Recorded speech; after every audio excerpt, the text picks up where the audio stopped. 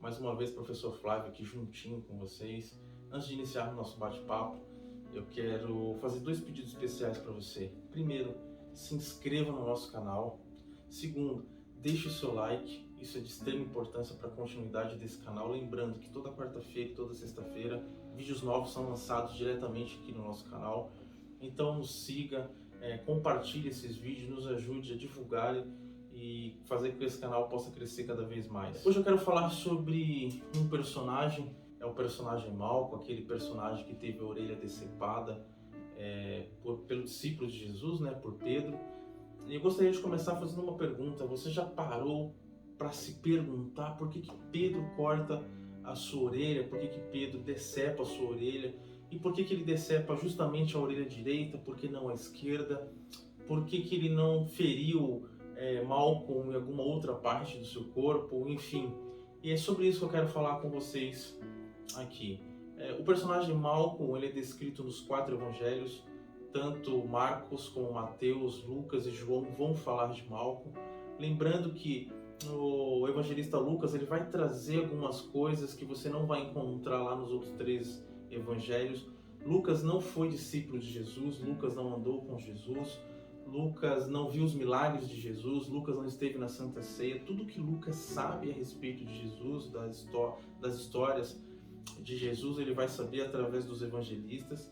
Ele vai saber principalmente através do apóstolo Paulo, com quem ele anda, com quem ele tem uma grande amizade, com quem ele faz inúmeros trabalhos, inúmeros projetos juntos. Então ele descreve aqui no capítulo 22 de Lucas, nos versículos 49, no 50 e no 51, um pouquinho sobre esse personagem Malco. A gente não sabe muita coisa sobre ele, não há nenhuma grande obra literária sobre ele, não temos arquivos, não temos documentos históricos que falem um pouco mais sobre ele. Sabemos apenas 3 coisas. Sabemos o seu nome, que é Malco, sabemos o que ele fazia, ele era servo do sumo sacerdote, e sabemos através aqui do versículo 51 de Lucas que Jesus o tocou. E uma das coisas que chama a atenção é que Malco ele era servo do sumo sacerdote. Naquela noite fatídica, naquela noite da prisão de Jesus, ele fez parte da comitiva que foi ao encontro de Jesus, para prender Jesus. Foi junto com o sumo sacerdote, ele foi junto com os sacerdotes, ele foi junto com os soldados romanos e algumas outras pessoas que compunham aquela comitiva. E quando ele chega ao encontro de Jesus para poder prendê-lo junto com o sacerdote, ele se depara com um homem enfurecido, com um homem enraivecido, tomado de raiva, que é justamente o discípulo Pedro. Pedro ele arranca uma faca de sua bainha, ele se dirige até Malco e ele faz um corte decepando a sua orelha direita. Eu não sei se você já se perguntou, não sei se você já se questionou, por que Pedro arranca a orelha direita de Malco? Por que ele não corta a orelha esquerda? Por que ele não fere com algum outro golpe em outra parte do seu corpo? Quando eu olho para Pedro e quando eu olho para Malco aqui nessa história, eu percebo 2 coisas. Primeiro, que me leva a entender e me leva a crer que Pedro conhecia Malco. Pedro conhecia e sabia o que Malco fazia, ele sabia o que Malco desejava, o que ele queria ser, o que ele queria se tornar, pelo fato dele ter cortado a orelha direita de Malco. Quando ele corta a orelha de Malco, ele está, na verdade, ele está decepando não só a orelha, ele está decepando, ele está cortando, ele está aniquilando o sonho de Malco. E que sonho é esse? O sonho também de se tornar um sacerdote. Flávio, mas por que isso? Como você traz essa narrativa? Como que você traz isso? Muito simples, basta você ir até o livro de Números, no capítulo 8, e você vai ver o cerimonial do sacerdote, as incumbências e as exigências para se tornar um sacerdote estão descritas, estão compostas lá no capítulo 8 de Números. E uma dessas exigências é que a pessoa que fosse ungida, que se tornasse um sacerdote, ela não deveria ter nenhuma marca sobre o seu corpo, ela não poderia ter nenhum tipo de mutilação sobre o seu corpo, ela deveria ser uma pessoa de aparência e de estética perfeita.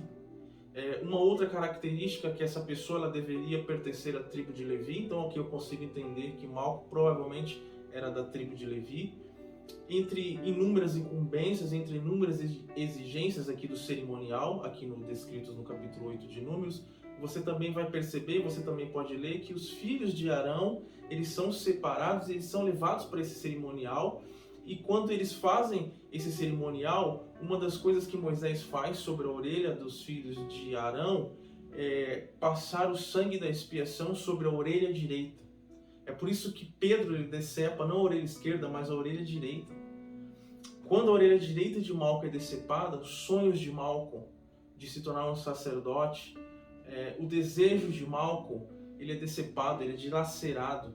Há uma marca, há uma desconstrução daquilo que poderia, de fato, fazer com que ele se tornasse também um sacerdote. Malco cai ao chão, provavelmente, com as mãos sobre a orelha, provavelmente sentindo não só a dor do ferimento, mas a dor de ver o seu sonho, de ver aquilo que ele desejava também se esvaindo. E é interessante que logo após o corte, logo após essa decisão de Pedro, tomado pela raiva, pelo furor, Jesus chama a atenção de Pedro. Jesus diz para Pedro que quem vive pela espada também morre pela espada. Mais do que isso, Pedro andou provavelmente 3 anos e meio com Cristo. Em nenhum momento Cristo pede para que Pedro arranque ou tire ou retire aquela adaga ou aquela faca de sua cintura, mas Jesus esperou o momento certo, o momento propício para mostrar o erro de Pedro. Mais do que isso, ele chega até Malco, ele se dirige até Malco, ele pega a orelha de Malco e no capítulo 51 a gente vê que Jesus tocou Malco. Mais do que tocar, mais do que colocar a orelha de Malco de volta ao lugar, mais do que operar um milagre ali, Jesus reconstruiu não só a orelha de Malco, Jesus reconstruiu o sonho de Malco. Jesus reativou, reavivou o sonho de Malco. O que eu aprendo aqui? Que todos os sonhos, todos os projetos, tudo aquilo que você quis viver, que você ainda não conseguiu viver, Jesus ele é poderoso para reativar. Jesus ele é poderoso para reanimar. Jesus é poderoso para reconstruir.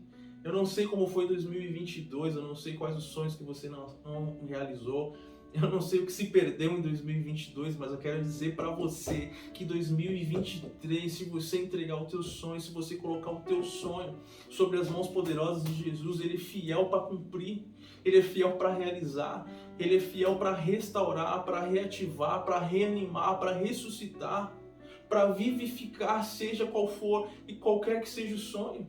Às vezes, sabe qual é o problema? A gente tem inúmeros sonhos. A gente tem vontade de viver grandes realizações na nossa vida. E a primeira coisa que a gente faz é falar para o amigo, é falar para o vizinho, é falar para um colega de trabalho, para um familiar. E a gente se esquece de que os nossos sonhos eles têm que ser colocados na mão daquele que pode reativar, reviver, que pode ressuscitar, que pode realizar.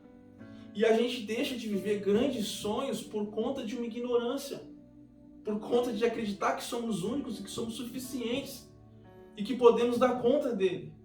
Malco, ele acreditava que pelo fato de andar com o sumo sacerdote, pelo fato de ver como o sumo sacerdote realizava as suas tarefas, pelo fato de ver como o sumo sacerdote lidava diante das situações, das crises, diante dos problemas existenciais, diante do contato dele com o povo, aquilo seria suficiente. Mas quando ele se depara com uma intempérie da vida, quando ele se depara com um problema, quando ele se depara com uma situação a qual estava fora do controle, tanto do sacerdote quanto de Malco, ele se viu desesperado, ele se viu no chão, ele se viu se lamentando, ele se viu numa situação em que ele acreditou que era o fim. Mas deixa eu falar uma coisa, onde você acredita que é o fim, Jesus chega para dizer que ele é o começo. Aquilo que foi o fim para o Malco foi um começo, e foi um começo com Jesus. Por isso eu quero dizer para você que me ouve, 2023 ele acaba de começar, e 2023 pode ser o seu ano, pode ser o meu ano. A gente precisa acreditar nos nossos sonhos sim, a gente precisa sonhar sim, a gente precisa voltar a sonhar. Você que desistiu, que acha que não deve nem sonhar mais, que desacredita dos próprios sonhos, deixa eu te falar, Jesus está aqui para dizer para você que ele é o realizador de sonhos e que ele continua a realizar. Basta você entender e querer que Jesus faça parte da sua vida desse 2023. Não espere passar por uma situação dificultosa, assim como o Malco passou. Já chama Jesus para fazer parte da sua vida agora. 2023 se iniciou, 2023 acaba de acontecer. Então que 2023 venha a ser um ano não da realização dos sonhos, mas que venha a ser um ano que Jesus faça parte dos teus sonhos.